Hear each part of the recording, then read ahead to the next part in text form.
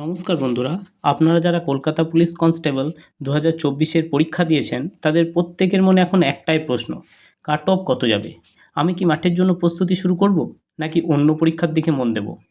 আচ্ছা, ভিডিওটা শুরু করার আগে একটা কথা বলি, ভিডিওতে অবশ্যই একটা লাইক, চ্যানেলটা সাবস্ক্রাইব ও বন্ধুদের মধ্যে শেয়ার করো, কারণ আমি সবসময় চেষ্টা করি তোমাদের জেনুইন ইনফরমেশান দেওয়ার। বেশ, চলো এবার শুরু করি। আচ্ছা, প্রথমে বলি, আগের বারের কাট অফের সাথে কিন্তু এইবারের কাট অফ তুলনা করলে হবে না, কারণ আগের বারের কাট অফ বেশি গিয়েছে, কারণ সেখানে সিট ছিল অনেকটাই কম। কিন্তু এবারে কাট অফ অনেকটাই কম যাবে। আর কেন কম যাবে এটা জানতে হলে অবশ্যই পুরো ভিডিওটা স্কিপ না করে দেখতে থাকো। আচ্ছা, কেপি কনস্টেবলের যে মোট সিট রয়েছে তা প্রায় 3,969টার মতো, অর্থাৎ প্রায় 4,000। এর মধ্যে মেল রয়েছে 3,624 আর ফিমেল রয়েছে 345। আমি যে এক্সপেক্টেড কাট অফ রেঞ্জটা বলছি, যদি তোমাদের নাম্বার তার মধ্যে থাকে তাহলে অবশ্যই কিন্তু তোমরা চোখ বন্ধ করে মাঠের প্রিপারেশন নিতে কিন্তু শুরু করে দাও।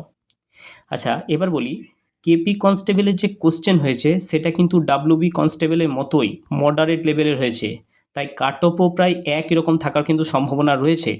তবে যেহেতু ডাব্লিউবি কনস্টেবলে প্রায় 12,000 ছেলে মেয়ে চলে যাচ্ছে, আবার এসএসসি জিডিতেও প্রায় অনেক ছেলে মেয়েই কিন্তু অলরেডি জয়েন করে নিয়েছে, তাই কিন্তু এবারে 15 গুণ পর্যন্ত কেপি কনস্টেবলে কিন্তু পাস করাবে। ডাব্লিউবি কনস্টেবলে করিয়েছে 5 গুণ, কিন্তু মনে রেখো কেপি কনস্টেবলে প্রায় 15 গুণ ছাত্রছাত্রীদেরকে পাস করাতে চলেছে, অর্থাৎ 4,000 সিটের জন্য প্রায় 60,000 ছেলে মেয়ে পাস করতে চলেছে। তাই কাট অফ যে খুব একটু বিশাল যাবে তাও নয়, আবার যে খুব কম যাবে তাও নয়, কারণ এখানে ডাব্লিউবি কনস্টেবলের যে সমস্ত ছেলেমেয়েরা রয়েছে তারা কিন্তু কেপি কনস্টেবলের পরীক্ষাতেও বসেছে, তাই কাট অফ যে বিশাল লো চলে যাবে, যে পরীক্ষা খুব কঠিন হয়েছে বলে তারা পারেনি করতে, এমনও কিন্তু নয়। তারা করে এসেছে, তাই কাট অফ কিন্তু একটা মধ্যম মানেরই থাকছে।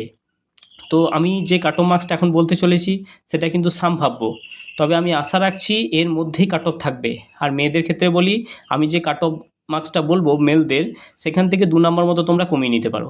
তবে আমি গ্যারেন্টি দিয়ে বলতে পারি এর মধ্যেই কাট অফ থাকবেই, এর বেশি কখনোই যাবে না। 2-3 নম্বর কম যাবে, তবু বেশি যাবে না। তাই বলছি এর মধ্যে যাদের নাম্বার রয়েছে তারা অবশ্যই মাঠের প্রিপারেশন শুরু করে দাও, কারণ দেখেছো ডাব্লিউবি কনস্টেবলে বেশি সময় দেয়নি, তাই কেপি কনস্টেবলেও কিন্তু বেশি সময় দেবে না, খুব শীঘ্রই কিন্তু মাঠ হবে, রেজাল্ট বেরোনোর পর বেশি সময় তোমাদের দেবে না। তো চলো কাট অফ মার্কসটা দেখে নিই। এক্সপেক্টেড কাট অফ রেঞ্জ, আচ্ছা, ইউআরদের 50 থেকে 52-র মধ্যে থাকবে। ওবিসি এ ও বি প্রায় মোটামুটি একই থাকবে বলে মনে করছি, 45 থেকে 47-এর মধ্যে। এসসি 40 থেকে 42-এর মধ্যে। এসটি 38 থেকে 40।